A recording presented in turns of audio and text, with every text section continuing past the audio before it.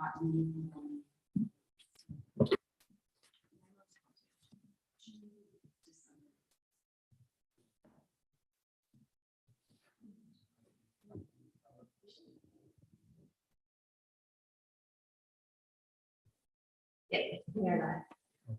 and we're recording. Excellent, thank you. All right, welcome to the Trumansburg Planning Board meeting for September. Time is flying, but yeah, September 22nd, the autumnal equinox. So yeah, that's why it all of a sudden cooled down today, right? Just it's a tipping point, you know? Yeah, right, exactly. But anyway, yeah, I should have to put on a actual jacket this evening. Felt a little bit strange. Long pants, you know. Anyway, so I'm going to call the meeting of the planning board to order, and we'll just ask for the people at the table to introduce themselves, starting with Michelle. Michelle Trani. Joe Chair. Jessica Giles. Rick Geiger, chair. John Olberg, Planning Board. Ben Darfler, Village Board Trustee. Everything. All right, thank you. So has everyone had a chance to look at the minutes that Jessica circulated from our last meeting? Are there any additions or corrections to the minutes? Okay, I don't see anyone saying yes. So is there a motion to approve the draft minutes as our official minutes? Second. John seconded. Okay, great. All in, any discussion of any kind? Okay. All in favor? Aye. Opposed? Okay, the minutes are officially entered. So our only point of discussion this evening, not having any applications before us or anything like that, which is something new for the last few months. But I thought it was an appropriate time to invite Ben to come and join us because he asked us a couple of questions about our comments on the CPZR committee initial draft zoning ordinance changes. And it just seemed to me that rather than, exchanging emails and going back and forth that way, that this might be just a better format to sort of talk about not only those issues, but anything else that anybody wanted to, just raise. And so I invited him, and thank you for agreeing to come. Absolutely. Very good of you. Probably the way to start is with the specific issues that you raised. Sure. And just to try to, clarify, I will say that, a lot of our comments weren't necessarily tied to specific things, but were more impressionistic, and I think that some of that may be reflected in a couple of these things. But we had a difficult assignment. You guys have done such a tremendous job. It's incredible the work that goes into something like this, and I know and truly appreciate how much it really is. And you're off to a great start, I think. You're taking on a lot. It's a big deal. And one of the main points that we tried to make sort of in the macro area was that this is a big deal. A lot of stuff is in play. And understanding how those pieces fit together and the potential implications, I think, is really a huge challenge. And particularly for the community as a whole, who haven't had the benefit of previous studies and the comprehensive plan process and all of that necessarily. So I think that was one of the main things that I think ran through pretty much all of our comments in some ways. And then of course we did dip into some smaller things, particularly when we get into the definitions and stuff that are triggered by the substantive provisions. So In any event, with that little introduction, let me find your. Let's just see what I have. Maybe.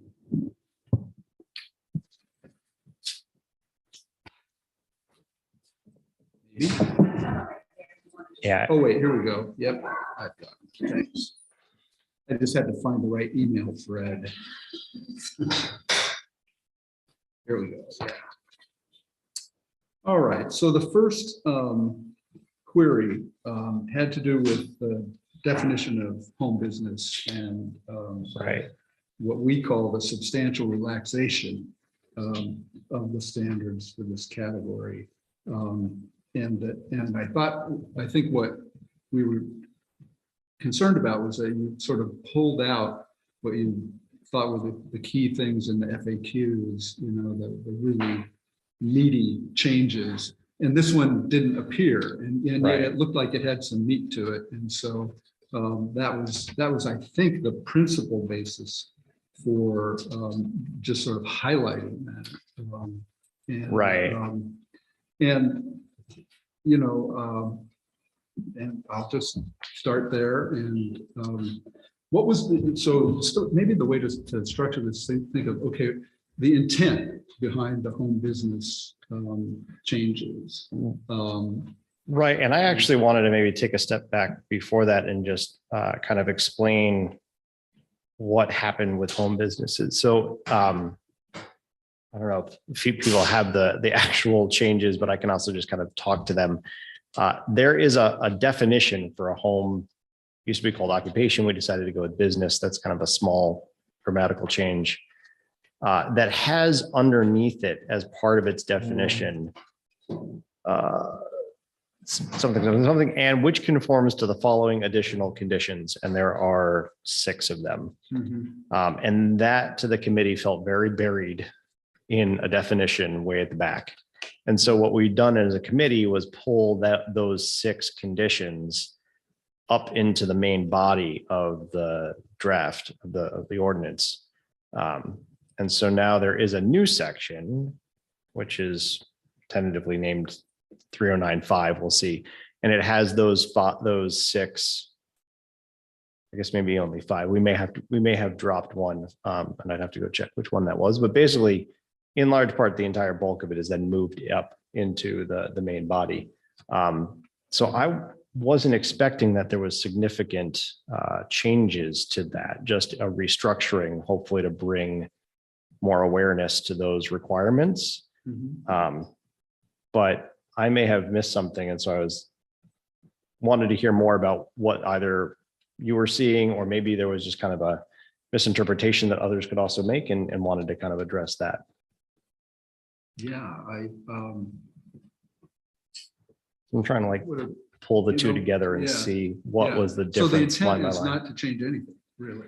Not in a really. substantive way. Exactly. The only, I think, maybe potential difference, and this actually might be not even in the initial proposal, but we have received feedback from a village attorney around exactly what things you can kind of try and limit via zoning. And so there are some things, and I don't remember if it was under home businesses or some of the select commercial uses, which are artist studios and professional buildings, where zoning isn't designed to lean into regulating the business, but more regulating the land use. So if you talk about things like hours of operation, that's regulating the business, not the structure.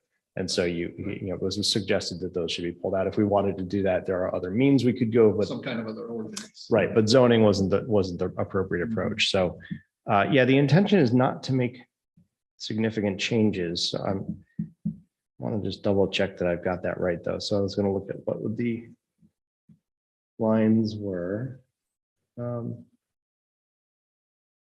Oh, I think so. I think the only change we made was to drop the parking for employees and customers provided on site. And that was kind of in line with some of our other relaxation of like requiring some set of parking. For instance, if someone has a home business that's around the corner from Main Street, maybe they feel it's sufficient that people could park on Main Street and come to their home business. And would we really require them to build additional parking on their lot just for that purpose? So that's the only change. The rest of this, I believe, is either word for word or just kind of grammatically tuned, but is still exactly what was in that initial definition. Mhm. And that's the question. That I have. Because I was trying to read it. And, Mhm. I think I was one of the ones that had questions. Just hit the exact. Mm. It's the Parking, sure. Yeah.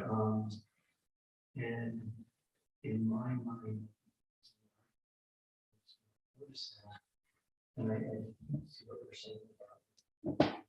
parking. In particular parts of the village, that parking could limit some of the types of home design or the amount of traffic that could come to home business. And so by lifting the parking requirement, it could inadvertently change the be less limiting on the types of Mhm. businesses, and we could draw more customers to a location at once. You could have, so that was, Yeah. you intentionally did change the park. Yeah, parking has been a theme, I think in a couple different areas. I think probably more so related to housing. So the idea is that, if you have a requirement. So the larger change for parking for housing was to go down to one parking lot required. Anyone can build more per unit, where currently it's two. And so the thought there is, if we're trying to encourage maybe smaller units, single family or single bedroom kind of units, people who are maybe living alone or, have an empty nest or something, that requiring two parking spots makes building those buildings more expensive. You need more land, you have more impervious surfaces, and you very well might not need all that parking space. So the idea is to require a set minimum amount, but to leave the rest of it up to whoever is building that building to kind of assess what their needs are and what they think they'll have to build to make sure that people can reasonably use the property. I think for home businesses, I think there's definitely a conversation we could have around parking for employees and customers. It's also a very kind of hand wavy sort of a thing. How many customers, how many employees, things are going to change up and down. So I think between that and this idea of wanting to, I think you're right. I think there's a sense of wanting to make things a little easier to create. And part of that is allowing there to be more flexibility with parking. I mean, I saw goals and the state was encouraging new businesses, and that's a good step back. I'm curious to know why that's a goal. But parking, so let's say we're far away from the industry, somebody would have we're going to teach classes, and so then we're going to go to class. Right. So we have a home business. Right. And so now, you're 4 blocks from Main Street. 10 people, 12 people come to class. Right. Where are those folks going to park? Sure. Does that mean an impact? As I look at this, I'm trying to document. I'm trying to think.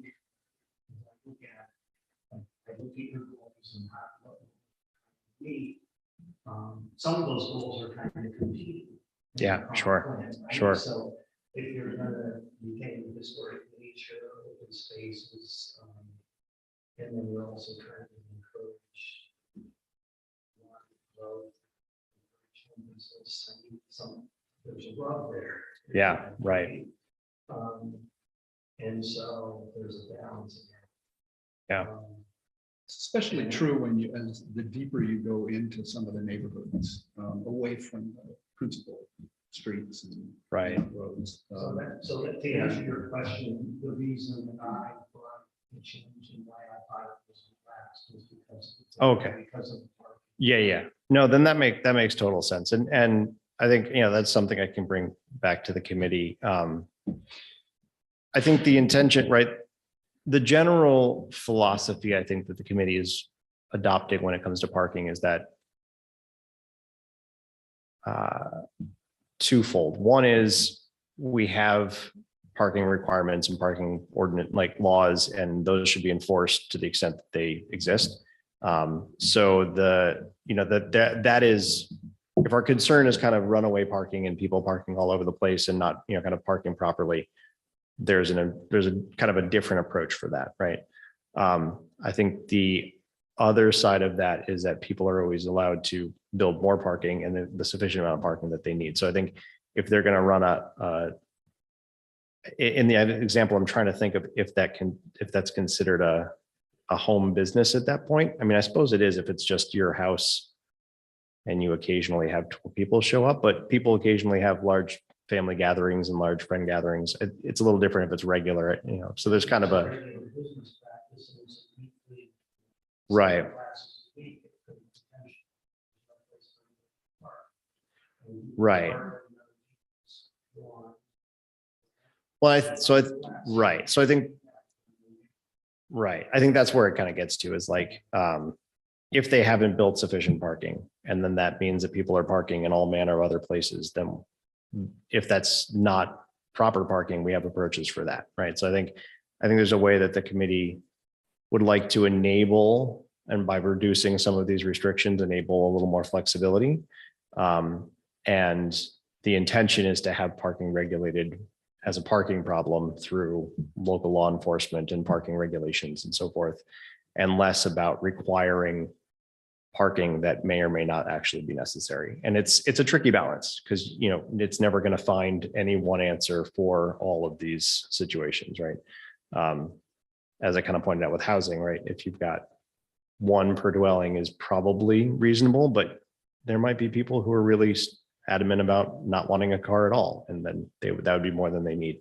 It's certainly not going to be enough for a 3-unit or a 5-bedroom home, right? So I think the idea is to remove some of we're going to have a one-size-fits-all requirement for a business or a home or so forth, require kind of a minimum, and then allow people to understand their own needs and build what they need.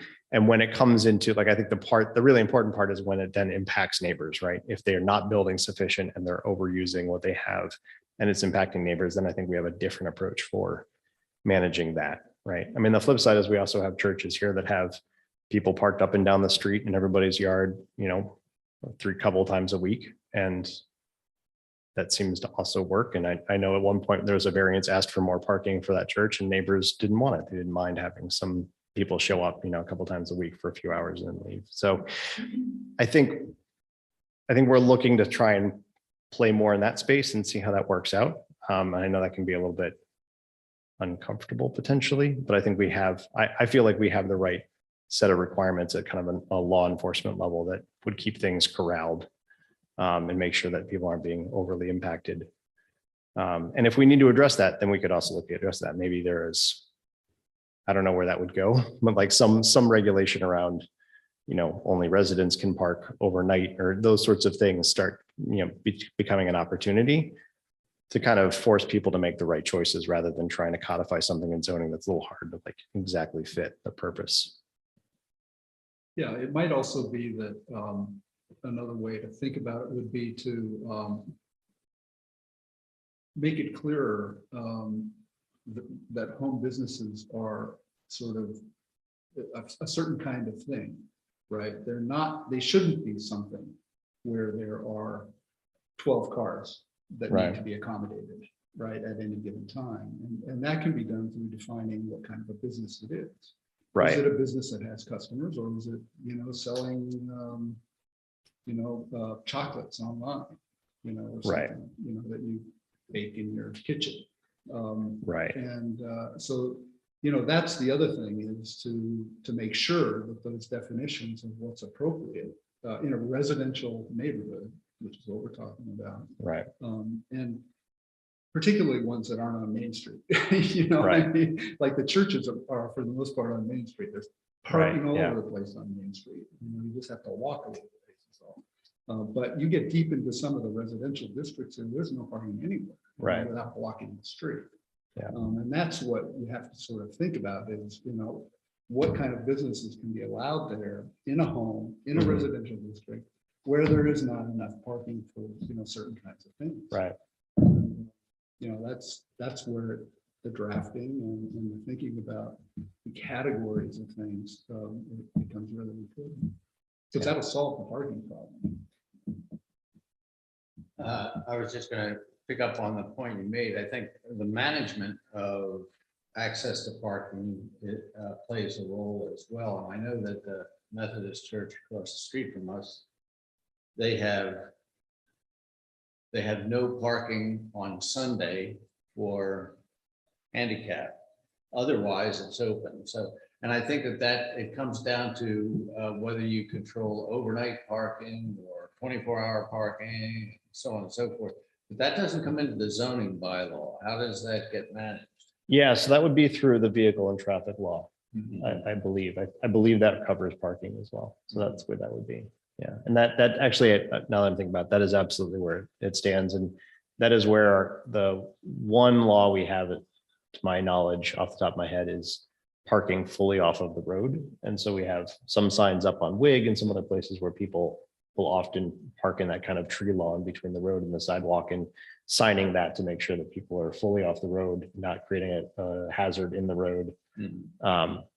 But there's absolutely opportunity for changing that up. Overnight parking, it's hard to think exactly how you enforce residential only parking, but I don't know if we want to get into, parking tags and things that I've certainly seen those in other cities. Yeah, there's definitely opportunity to kind of continue to regulate it in a way that makes sure that all the kind of community concerns are addressed.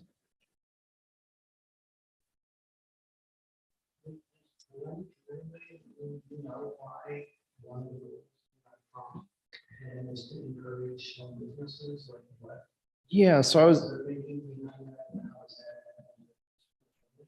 sure. I was looking for exactly that, and I wasn't finding it very quickly.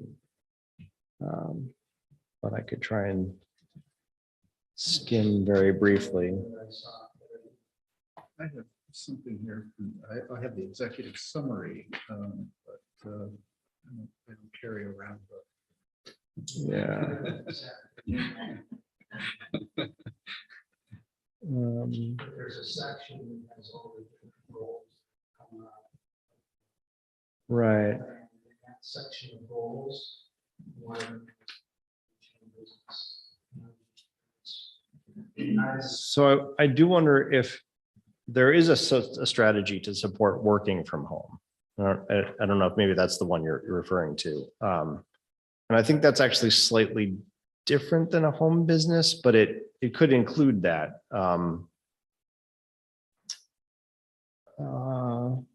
Right, from working from home and co-working spaces. So I think it is. My impression of that, if I recall, is kind of this shift. We were writing this in the middle of the pandemic. We're seeing a large shift to people working remotely.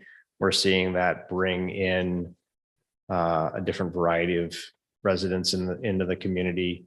And so I think there was a sense of we happen to be well positioned to kind of leverage that shift. We've got good internet. We've got walkable city. We're very desirable in that way. And I think that was kind of reflecting that and seeing that as an opportunity for the village to kind of hitch its wagon to a trend that's going on nationally and bringing interest and population into the village. I think it's a little bit different than home business, but it can overlap. I think there's plenty of people that are running Etsy shops off in front of their home and, running eBay stores off of their home and those sorts of things. I think there's the kind of working from home for another company. There's also kind of being self-employed and working at home, right, and making more of an opportunity online. So I think that's where I see that coming from. I think there was less of the idea of larger, let's call them larger home businesses where there'd be lots of people coming in and out of a business sort of a thing.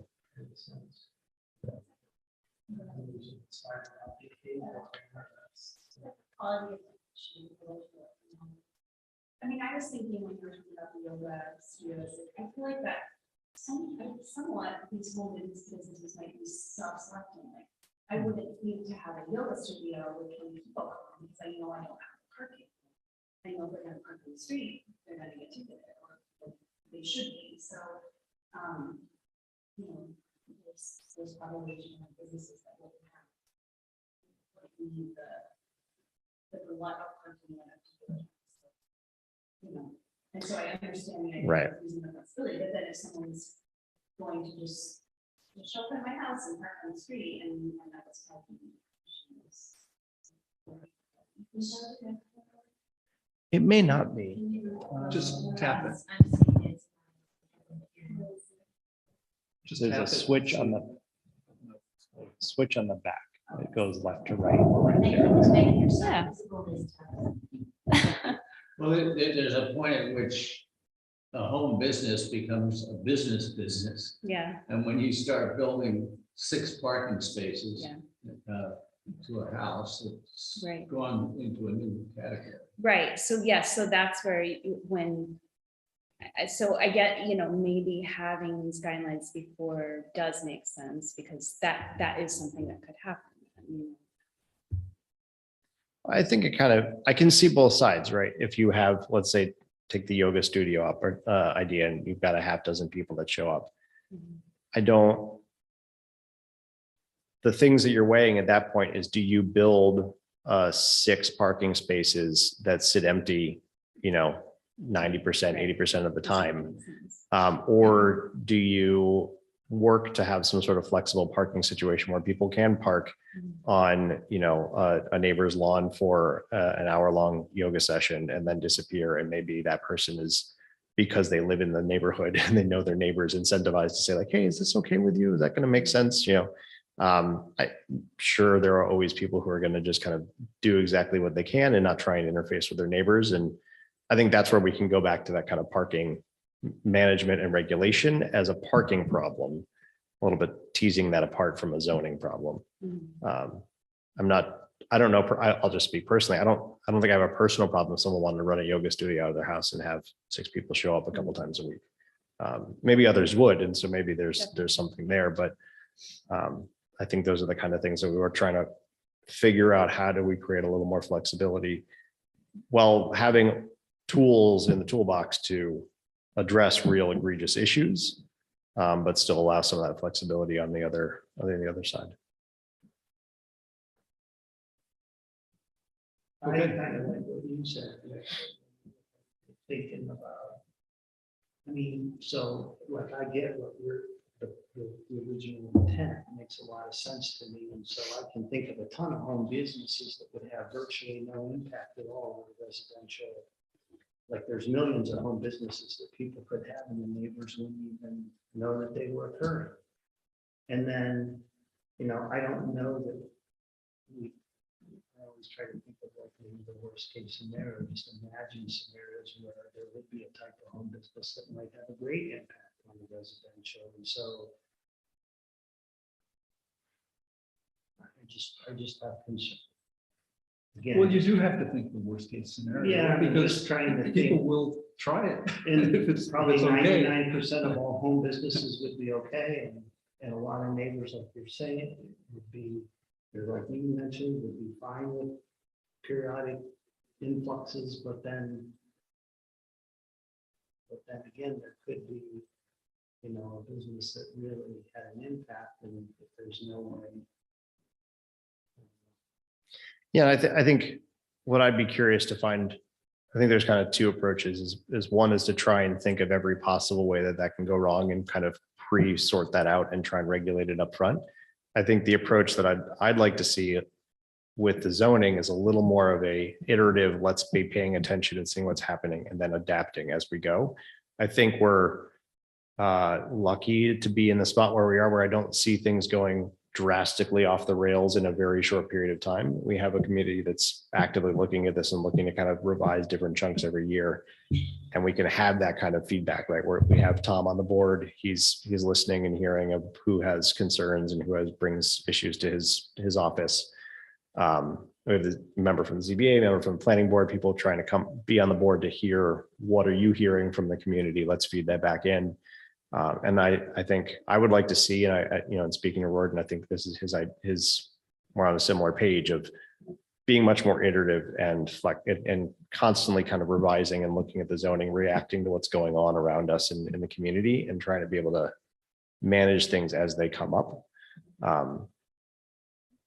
Because I think what we'll find is that will help us actually understand really how people are going to try and tweak this and kind of abuse it in some way. So I think the flip side is that, I mean, there's always this balance, right, between making sure we've kind of cut off every egregious avenue while still supporting what we want to see kind of flourish in the village. And those can kind of, finding where that line is can be very difficult. So I think what we're looking at is trying to add a little more flexibility in now, take a look and see what happens, see if there's something that kind of goes the wrong way and then kind of come back at it, right? I think we have seen in some ways the opposite approach. We have a home business. Actually, I don't know if maybe they consider themselves a home business on Main Street that added an enormous amount of parking to the front yard. Because they have a lot of customers and it's almost always empty and it's kind of an eyesore and it's kind of a frustrating situation. So I think we can think about it, worst case scenario is kind of in both ends where someone just paves over their whole front lawn and says, fine, I'll get enough parking in here. So I think if anything, we're almost reacting to that scenario because we've seen that happen and we haven't seen, to my knowledge, as much of the kind of other extreme. Like I said, I think that the church on Wig is maybe the best example I can come up with. But my impression from the neighbors is that they're fine for people showing up on a Sunday mass and Saturday afternoon or whatever their different events are that they have. I'm sure. Of course, they have a big parking lot that's basically empty most of the time. They do. And I appreciate that, last I heard, they wanted to expand it and that was declined. And so they have to kind You're talking of about the Catholic Church? Yeah. And that's the same with Baptist Church, where the asphalt starts at the church and goes all the way over to the other side of the street. Right.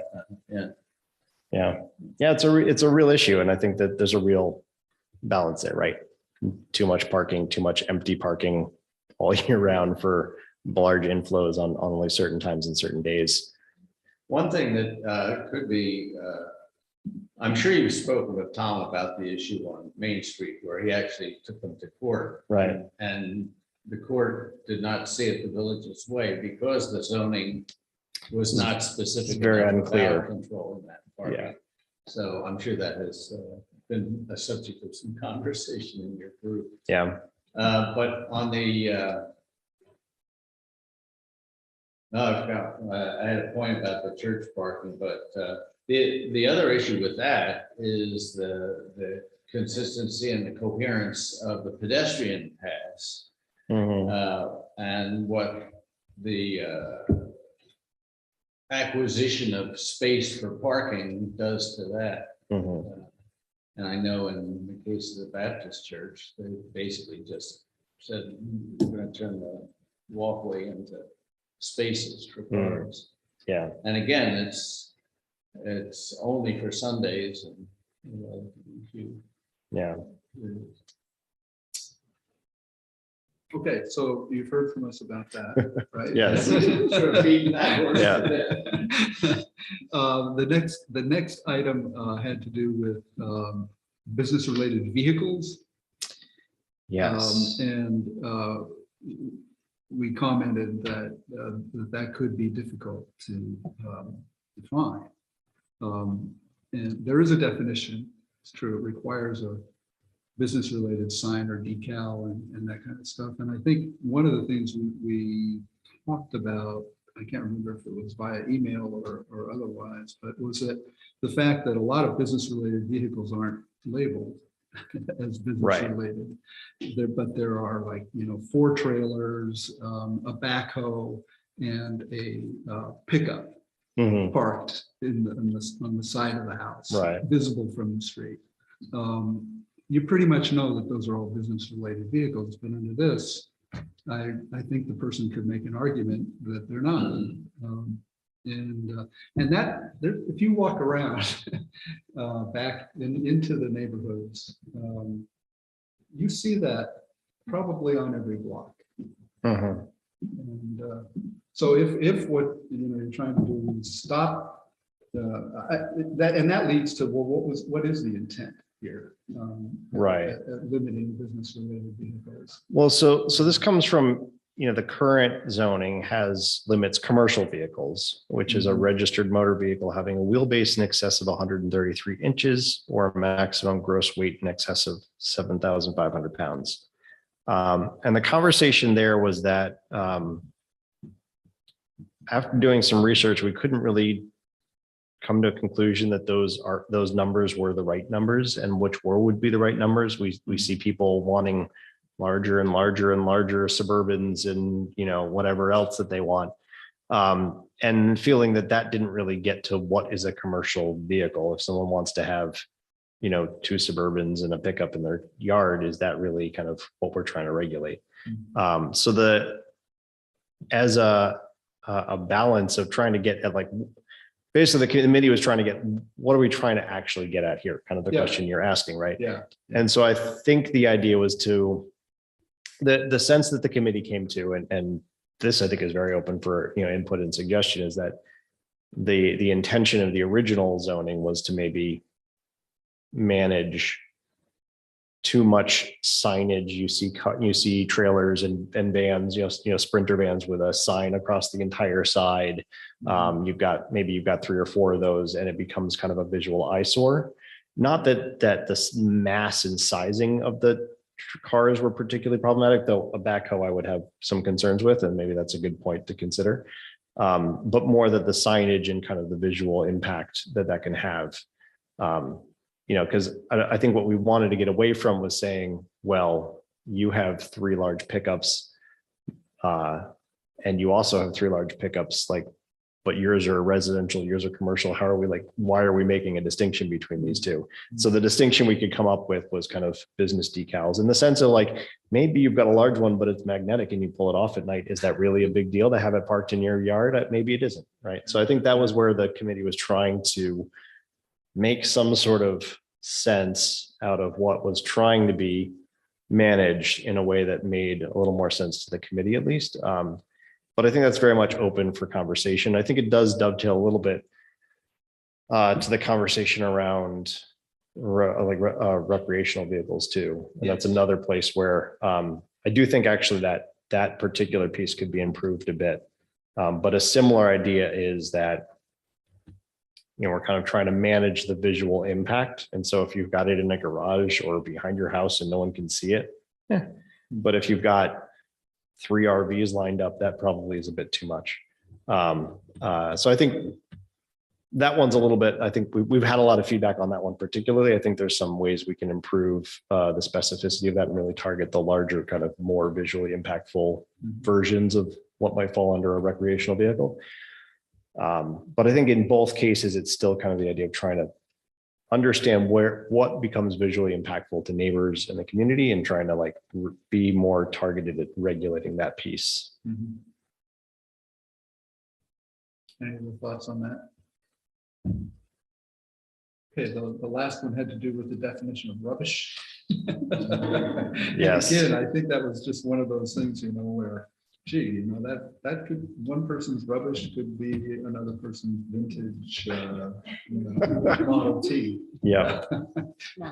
Yeah, I agree. And I can't say that, this is actually a place where I'll be honest, my understanding of kind of the legal, I don't know, kind of the court-based information that goes into zoning. So your zoning is, you've got your actual law, but then you've got your court law about what's actually been found.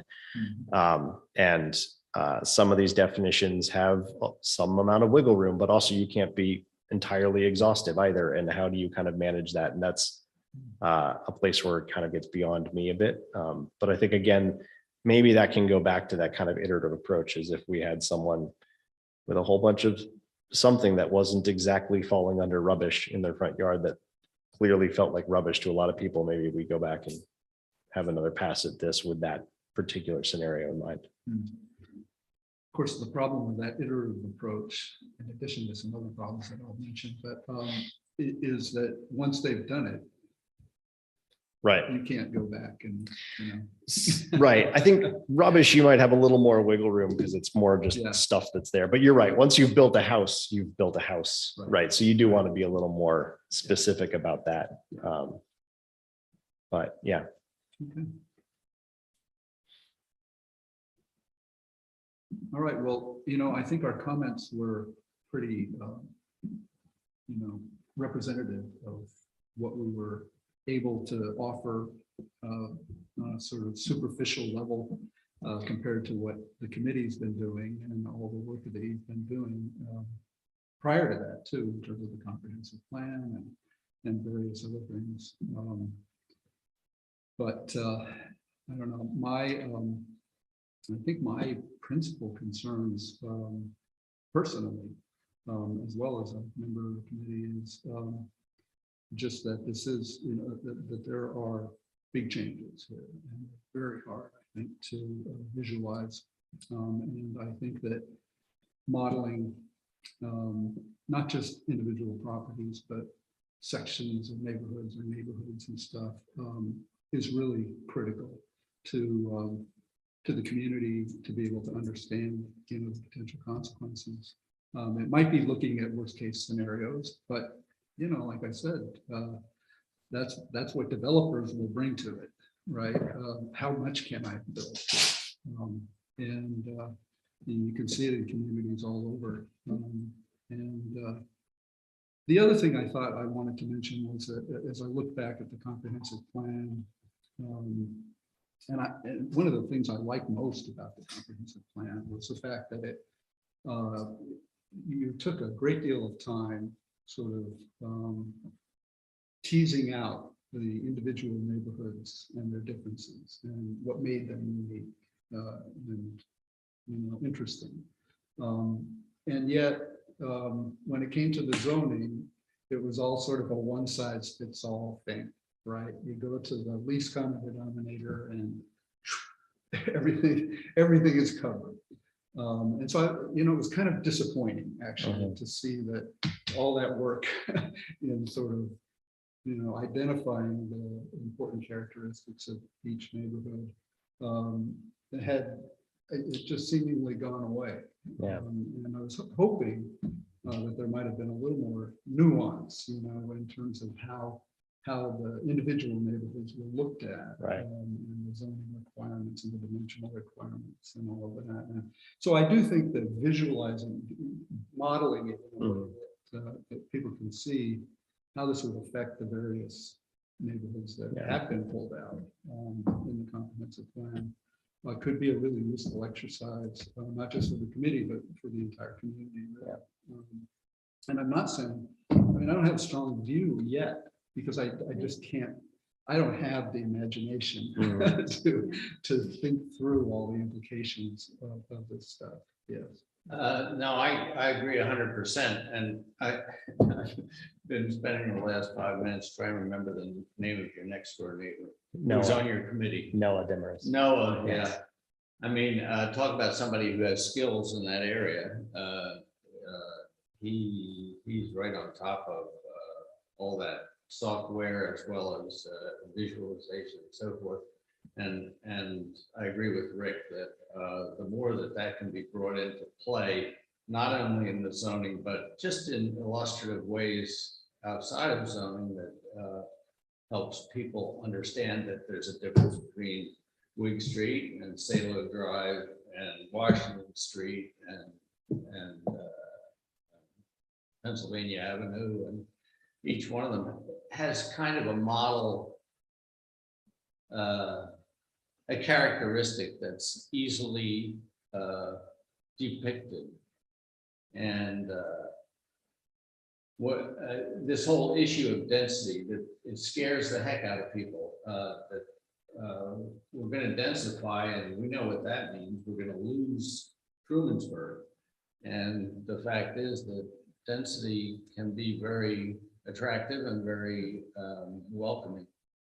And the more that that can be illustrated, the less pushback there will be on that particular issue.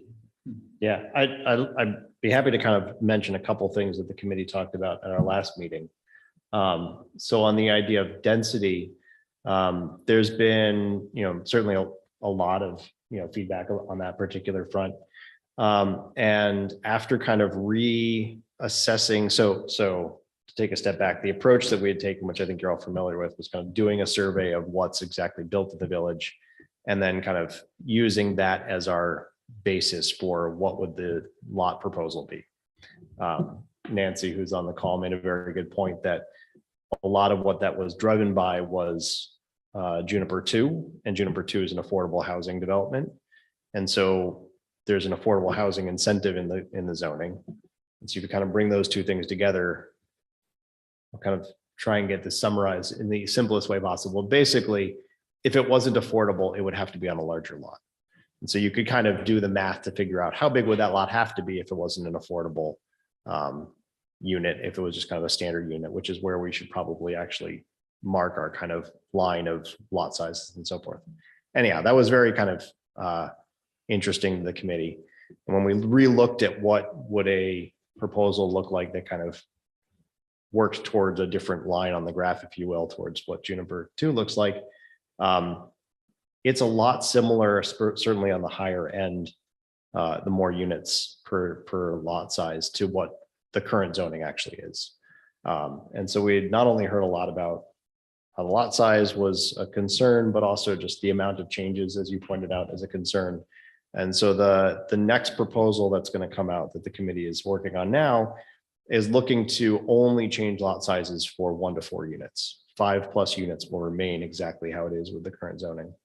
And so I think that does a couple of really important things. In my mind, I think in the committee's mind, that 1 to 4 units is really kind of the sweet spot for trying to bring in some incremental development in the community. It's something that we have in spades around the community.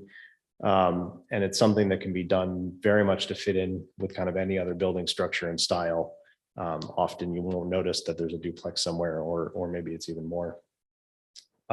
So I think that focusing that development on that size, that also means that development is mostly going to be small developers, local developers. You're not going to get kind of a large outside of the city or outside of the county or something developer to come in to build a 4-unit development. And I think that also, like I said, it limits it to just, we're focusing on just the smallest place and just trying to kind of adjust that piece while leaving the rest of kind of the rest of the zoning for 5+ units stays as is. So that's one change that I think people can see. We'll see with the next proposal. Where was it going with that? Maybe on the visualization is the next piece I can talk about. That was also a conversation with the committee. And as you pointed out, Noah's very interested in that. So I think as a committee, we try to come up with a variety of scenarios that might be interesting to depict and kind of prioritize those, because Noah's a busy guy and only has so much time. And so I think we're going to hopefully see a sketch of what could happen on kind of a small infill lot, probably, 1/4 to 1/2 of an acre kind of size. I'm not entirely sure. And then what could be done on a larger, we have a number of 1, 3, 5 acre kind of lots throughout the village. What could be done on one of those kind of larger lots, and what might that look like? I think we'll see that what's interesting about those kind of medium, largish size lots is that because we're not changing the zoning for more than 5 units, it's basically going to look a lot like what it already could look like under current zoning. I don't think there's going to be much difference there. The only difference would be if you subdivided into a number of smaller lots, which you could do, and then put a bunch of 4-unit kind of apartments up there, or dwellings. So you could get some more density, and maybe that's something we'll see. We'll got to see where we end up with the different We depictions. should look at that too, because Sure. someone will try it. You know, and it's not been unusual for that to happen. I've got a couple of, I kept a couple of things. The reports that were done for the village, the 2016 residential zoning analysis. Sure, I'm sure you yeah. know, the 2808 state of Trumanburg Mm-hmm. housing by the letters. And there was visualization all over these. You know, Mhm. I mean, lots of drawings, lots of maps, lots of sort of, you know, examples. Of Right. what would happen under one scenario, what would happen under another scenario. And, you know, I think it's useful. Sure, yeah. And I, you know, I hope that, you know, some of that is done. Yeah, no, that's the intention of the committee, is to have some of those sketches of what might that look like, some scenarios in the next like revision with the next frequently asked Yeah. questions Well, document. And I'd urge you to maybe think about using some of the parameters that were used here. You know, it's like the development alternatives were for, you know, the area between of Wing Street, you know, between Elm and Truman.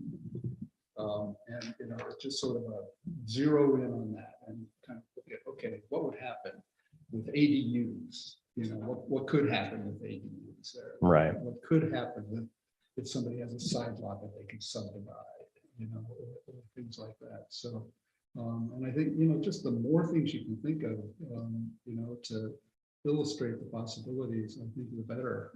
And that brings me to the iterative, Mhm. because I do think sometimes, you know, iterative processes are ways of just not thinking hard about something. Right? Let's just see what happens here. You know, maybe we don't have to think about that. So I would caution you against, make that your last thing. You know, okay, we've thought of everything we can think of. After that, it'll be iterative, you know, and that'll, to my way of thinking, you know, that'll force you to sort of, you know, think hard and not just give up because it's complicated. Yeah. You know? No, and it's complicated. Don't get me And I don't wrong. think that's not the intention with the iterative approach. I think the iterative approach is twofold. One is when you have a document that's 100 pages and you try and make changes to all of it, you know, no one has the capacity to meaningfully engage in that. And then that means that the actual comments that we get back are superficial. And it just diminishes the whole kind of benefit. So I think by chunking it up into sections, my hope is really to allow people to say, okay, we're going to look at the first 30 pages. That even in and of itself is somewhat overwhelming, but at least maybe it's something that people can kind of dig their teeth into Well, I a little wasn't bit. talking so much about that. I was talking Sure. about what you had said about, you know, defining rubbish. You know? Right. It's like, let's see what happens and then it will change it if we have to. Right. And sometimes, you know, I think, you know, it's worth it to think hard. Right. And I think you're exactly right. And I think, I think I would also push back a little bit to say that, let's take rubbish for instance, that is a definition that's been in our zoning for at least 30 years, if not maybe 70 years. I haven't seen a problem with it yet. I'm not sure that it's worth the committee's time to spend significant time kind of really thinking hard about that particular piece. That's a little bit unfair. I'm looking at something very kind of minute in there, but I think there is always that kind of balance of Right. where are we going to invest the committee's time? Because it is such a large, even though it's not actually probably compared to many other zoning codes, particularly long and involved, but it is, and it's, you know, a kind of thing that will take us 3 to 5 years to go through all the pieces. And so I think we are being strategic with where we're kind of investing our time, but I would say on those parts, we are thinking very deeply about them. And I think there's other parts where, you know, we've been leaning on the sense of what's the ZBA hearing, what's Tom hearing, what's the planning board hearing, where should we focus our efforts on issues that we've heard come up again and again and again, and the other ones we can kind of wait until they become an issue. And I think that's the reality of limited time and space to focus on all these pieces. Yeah. What about the neighborhoods? Yes, I did want to get to that too. So we did look at that. In fact, the comprehensive plan had a question as on the survey of like, what would you like to see? And people kind of said neighborhood. They would prefer to see kind of by neighborhood approaches.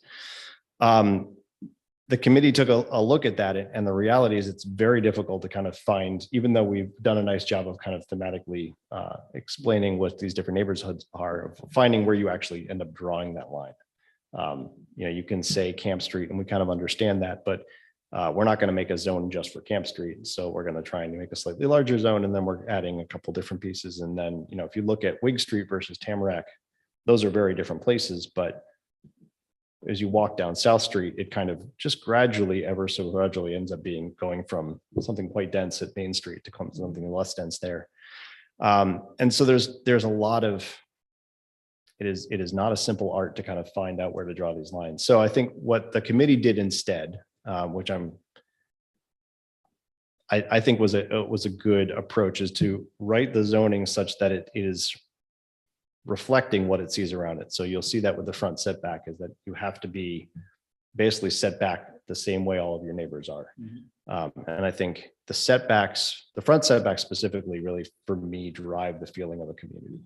Of the Well, neighborhood. I consider that actually a neighborhood-based approach. Exactly. And Yep. that has some nuance to it, and I like that. I wish Yeah. there was more. That's fair. Yeah. I think this is where we struggle with how do we find that balance? I think we were kind of talking at the beginning between trying to enable more affordable housing, both for rent and for sale in the community. And then also making sure that it fits in. And I think, honestly, where we've come to now in result of all this feedback, with just allowing, 1 to 4 unit buildings to be built more easily in more areas. I think that is a really good balance, because we're not allowing significant, multi-unit apartment buildings to be built. Those units will be right the size that they are. They'll be set back from the road in concert with their neighbors.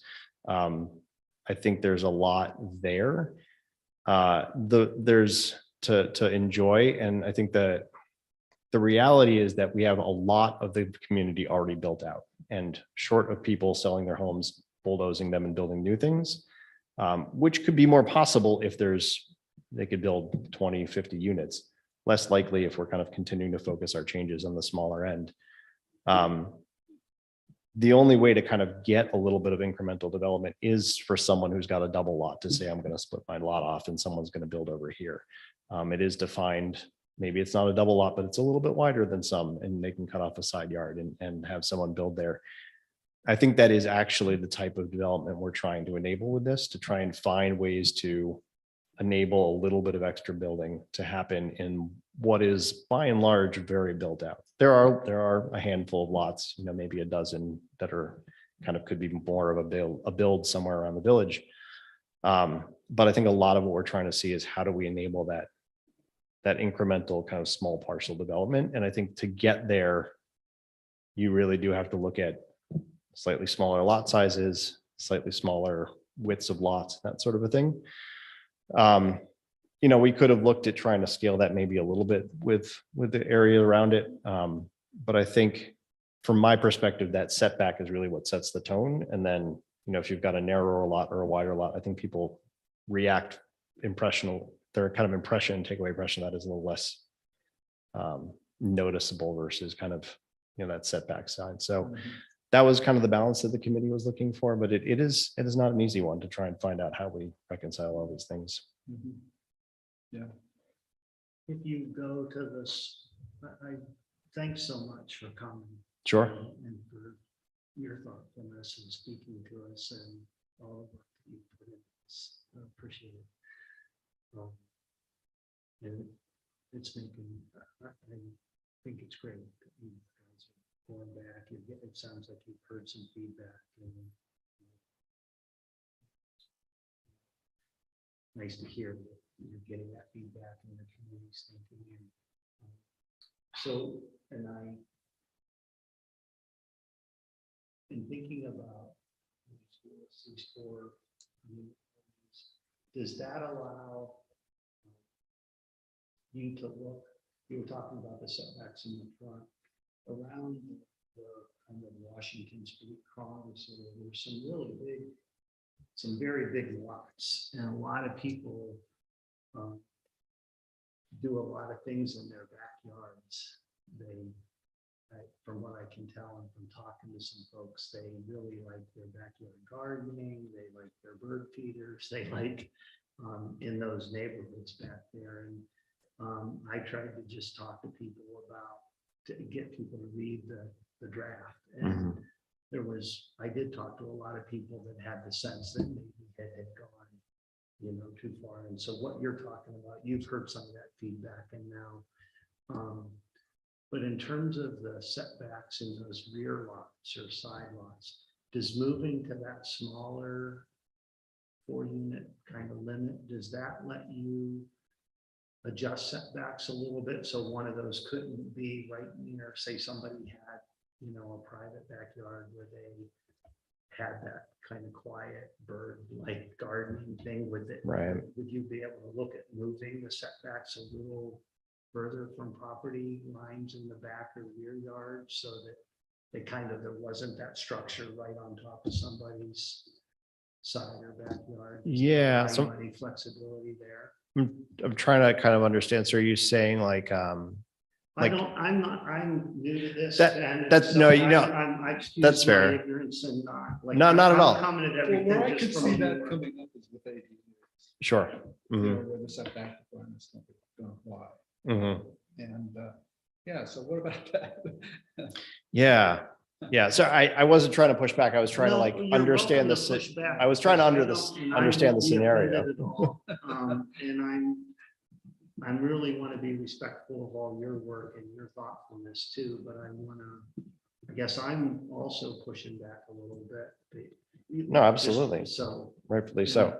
In a respectful way. Yeah, Um, I was just trying to kind of better understand the scenario. I just get concerned that in these, I mean, there are some massive backyards. That when I looked at the original zoning and did the math, it looked to me like you could put a lot of stuff in a back, in some of these backyards around the neighborhoods that I walk around. Right, so Kind the, of that Washington, Congress, Stowbridge, like there's some big empty areas, and there's some areas that have like barn. I mean, it's a rural, I mean, these houses were built in 1800s. There's a lot of barns. right, And so those barns could be torn down. And I mean, I know you're trying to encourage infill, so maybe that's the point, but right. how can it be done in a way that it isn't right next to somebody's backyard where they've got kind of their ideal dream life Right. that they've invested in, and it's going to protect them and their property taxes and their sense of village life that they, because that was the other competing. When I participated in the comp plan, I was at the first two in Yeah. 2019. I was at the first event down at the fire, Yeah. and we were posting things on, and and it was right after Michelle had, I remember when I moved here, you had done the walkable pamphlet, and I was so thrilled with that. And when my family came, like we would show all the houses, and yeah, but a lot of people put that kind of thing on when they were putting those little stickers on the boards, like the historic neighborhoods, the quiet village, the walkable. That was all a real value that a lot of folks have, and I'm still hearing that. Right. When I ask people to read the draft. Yeah, so what I'm hearing is I think the most likely scenario for that is ADUs, I think, as you pointed out, where the side setback is 15 feet for principal buildings and 5 feet for an ADU. I think that's actually an interesting question, especially for new built ADUs. I think what's also interesting to consider, as you're saying, is there's barns back there, right? They've been back there. And so I think part of what is an idea is if you've got a barn and you want to make an apartment on the top of it, that we should kind of, that should be something that's possible in the village. And I think where Yeah, so I think both of those things, but I think to your point, if someone's going to build something new, maybe it should be a similar 15-foot setback from the other. As the main buildings are potentially.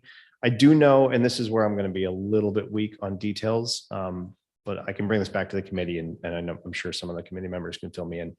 There are a lot of building fire code regulations that make that 5 feet unlikely to be built, but that is also different than required, right? When you're that close, you have to have higher fire rated walls and it adds cost to the construction, so on and so forth. So that's another place where there's, I'd be curious to see where the committee goes. I think if I had to recall, I believe that 5 feet comes from the model ordinance that we kind of work with that came from a local county department. But it's going to escape me trying to look for it right off the bat. But anyhow, I think that's a worthwhile conversation to talk about, you know, that 5 foot. Do we to just reassess from ourselves? Do we want to make that different than the main building, or do we want to, you know, what's the committee's kind of thoughts on that? So I'm happy to have that conversation again with the committee. I'm taking a note on that so I don't forget.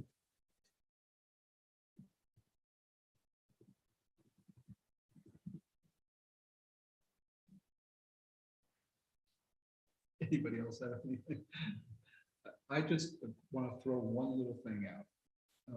And that is when this gets close to being an actual new ordinance, are you anticipating having to do a EIS? An environmental impact Yes. statement? Yep. Yes. Okay. Yep. This will go through a full seeker review. Yeah. Yeah, but do you think it will result in an actual? environmental Oh. impact statement? I don't imagine so, being that it is not in and of itself building anything. I don't suspect that it will. It enables things which individually might have to go through their own review, but it is Yeah, I'm not. just thinking of things like, you know, water table effects and infrastructure effects and things like that. Yeah. That seems to me to, you know, that could be pretty substantial. And might lead to a positive declaration, Right. you know, but I just wondered if it's not the kind of thing that you obviously think about necessarily at the stage, but it did. Oh, I occur think to about me it too much. when I saw the, when I saw some of the comments related to infrastructure and made me think, yeah, you know, boy, you know, it's true. And that could be also something that the visualization process could help with. But there's clearly the infrastructure impacts, and you know, worth thinking about that. Mhm. Yeah. Yeah. Can I actually made a little list, All right. but I don't want to dive into it because we had plenty of conversation. And actually, we've covered most of these things. Illustrations, we've covered that pretty much. One thing that I noticed in the zoning bylaw, the only discussion of lighting was that lighting should be directed downward. So no talk about intensity or color or other aspects of lighting that could be important. Yeah, so we did look at that specifically, and we do recommend, which is different than requiring. But we do recommend compliance with dark skies, and we do call that out and refer people to that set of recommendations and standards. So it is an improvement from the current situation, which just says, I can't remember the details, but like, don't bother your neighbors with lights or something. It's very, very hand wavy. And so at least we're now directing people to specific regulations. But we did stop short of putting Tom in charge of requiring and managing dark skies compliance with everybody. Well, one thing I would throw in, and worth discussing with Tom, is color. Yeah, Different light sources have different color rendering characteristics, and there was this period where everybody was going with sodium vapor lighting because it was cheap. but it doesn't render color. So I just think that it's a little bit more nuanced than just aiming it down. There's not any, there was reference to energy units or something like that in there. I presume, was that directed at solar arrays?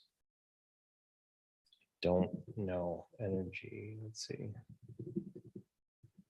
There's small scale energy facilities. Is that the Yeah, I idea? think that's what it is. I think that's primarily solar. Yeah. Yes. Is there a section on solar installations and how those might be controlled or not controlled? So there isn't that I'm aware of, but I also, I don't think so. So I will say it's not in residential, if that is. There is, so small scale alternative energy facilities is primarily solar and individual wind turbines, apparently. And I'm fairly sure that, actually, I don't know if I could say that. I thought that we had something where, as part of our village efforts towards renewable and green energy, adopted some zoning for solar, and I think that might have been this. But I think it's pretty light on sort of details. That could be an interesting thing to talk about in later kind of sections around, do we need to enhance any of the kind of regulation around solar? And I can take a note for that. They do have a substantial visual impact. Sure. And getting back on my hobby horse of tree lawns, brought this up before, but there's really nothing in the zoning bylaw about the control of that section between roadways and sidewalks. And it seems to me there should be some position that the village has as to who owns them, who controls them, what limitations are put toward their use. Right now, it's kind of a free-for-all, and people take advantage of it. In some ways, they're over the top. For example, paving. I think, in my view, they should not be paved. Mhm. They were put there to enhance the beauty of the village with tree LAs, and they're little by little getting consumed. We talked about characterizing different neighborhoods. I think it's worth mentioning that the opposite side of density is sprawl, and that's one thing that I think we agree that that's a negative in the village. And I see you have an index. You're working away with an index there, right? On this side here. Well, I just like to. Oh, to have an index. Yes, sorry. Yes, there will be a table of contents at the top before this is all said That's and one of done. the things that's been very hard Yep. to deal with. Table of contents goes here. It actually has a note there. So that's a fair point and maybe valuable to just reiterate. We did have some people had comments about the way that we've reordered terms in the definitions means things are out of order. There's some places where we're skipping sections or duplicating sections and so forth. So this is a draft, right? This is for kind of initial consumption and review. It will go through a full editorial pass with our consultant before we actually adopt it. So table of contents, proper alphabetization, making sure all the sections still line up properly. And I'm fairly sure that the version we're working off of is a scanned pictures of the old zoning ordinance that we rescan back into a Word document that we're playing. It's messy. It can get better and it will. But it's a big document, it's gonna be unwieldy almost no matter what. Yeah. Yeah, no, I think that, I don't know, I can get into the details of how we're going to manage our document, but it's probably not the thing to do here. All right, are there any other thoughts to share with Ben? All right, well, Ben, thank you very much for putting up. Thank you for with having us me. and coming- Absolutely. Coming here and letting us open the floor too. You know, Yeah. You didn't have to do that. And I really appreciate that. I appreciate it. And I'm sure that if there are other community members who take a look at this in the future, that they'll find it useful. So thank you very much. And Absolutely. for just incredible amount of work that you've already put in. And it's really impressive. Thank you. So, Really appreciate it a lot and all the work that you do. And it's just impressive when you look at the volume of work that you do. Well, I have a great committee to help me, but thank you. And thanks to them as well. sure. Thank you, Ben. Thank you. Yeah. All Happy right. to. Is there any old or new business that people would like to put on the table? John? Can I just put one quick thing? In? Has there been any discussion about a historic district? Not meaningful, no. Okay, Yeah. Just curious if that had come up.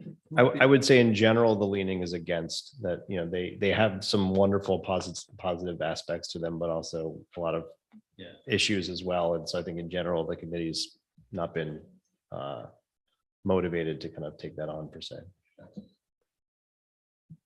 Sorry, Rick. One thing, the historic drawing the lines there is also really for a village Another like place, Lewisburg. yeah, another place where drawing lines is very difficult. Yeah. Yeah, very, very hard, I would say. Right. Yeah. Yeah, yeah, yeah. Okay, so there's no old or new business. Is there a motion to adjourn? I'll move to adjourn. All in favor? Aye. Opposed? Okay, meeting is adjourned. Thank you very much.